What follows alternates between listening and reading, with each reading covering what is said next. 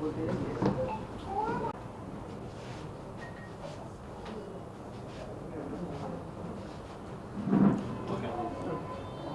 ना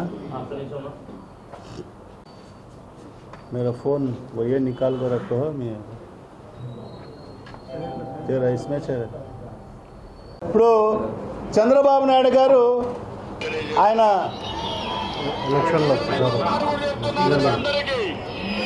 current charge pension తగ్గిస్తా,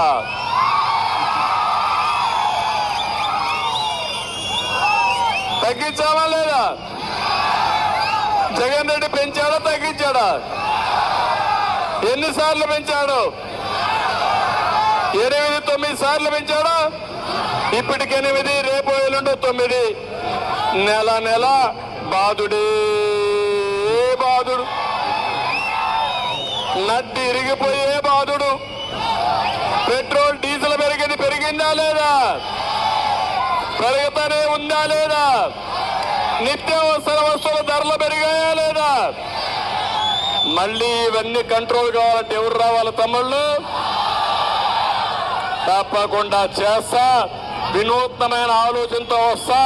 ఇప్పుడు మీ ఊర్లో చెప్తున్నా కొత్త ఆలోచన. ఒకప్పుడు ఐటీ గురించి మాట్లాడా, ఒకప్పుడు సంస్కరణల గురించి మాట్లాడా, ఇప్పుడు మాట్లాడుతున్నా కరెంటు సంస్కరణ తీసుకొచ్చింది నేనే.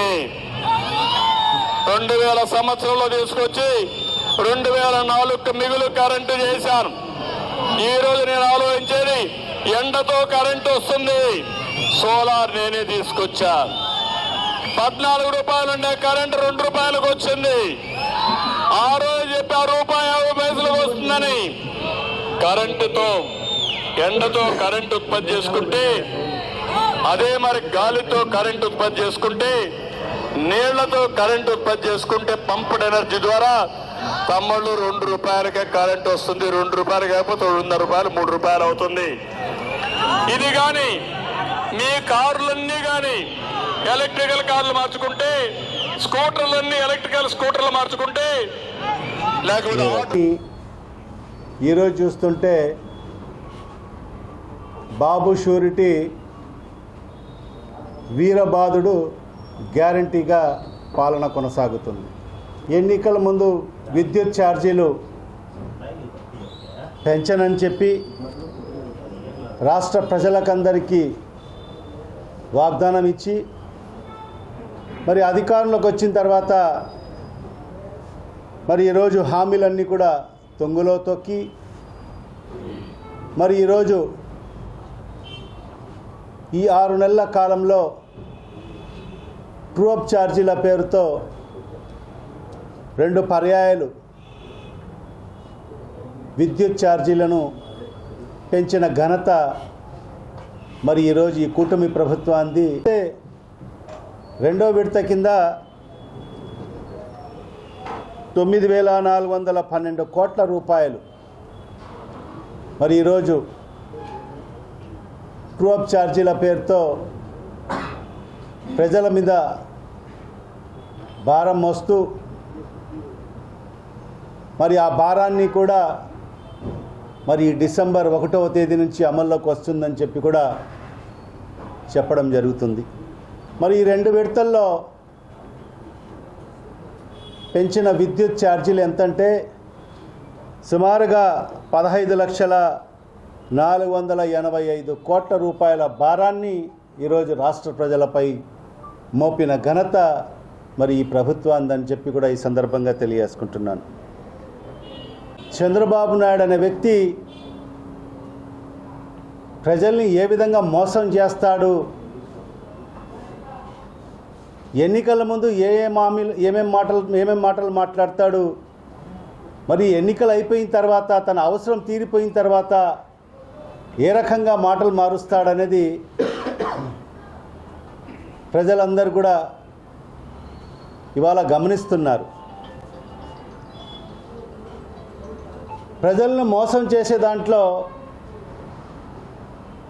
నిజంగా చంద్రబాబుని బ్రాండ్ అంబాసిడర్గా ప్రకటించవచ్చు. ఇప్పుడు కూడా ఆ వీడియోలు చూస్తే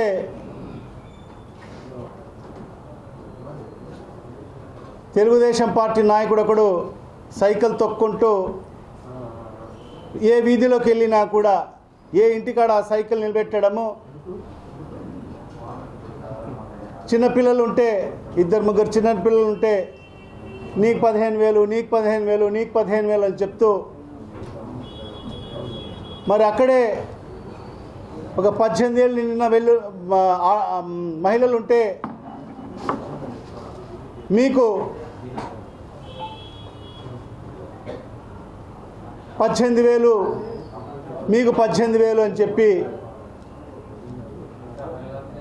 మరి రైతులు ఎవరన్నా కనిపిస్తే పంచకట్టుకొని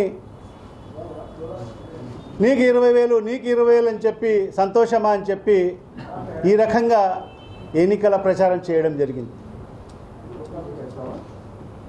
మరి ఈరోజు అధికారంలోకి వచ్చిన తర్వాత మరి అదే నోటితో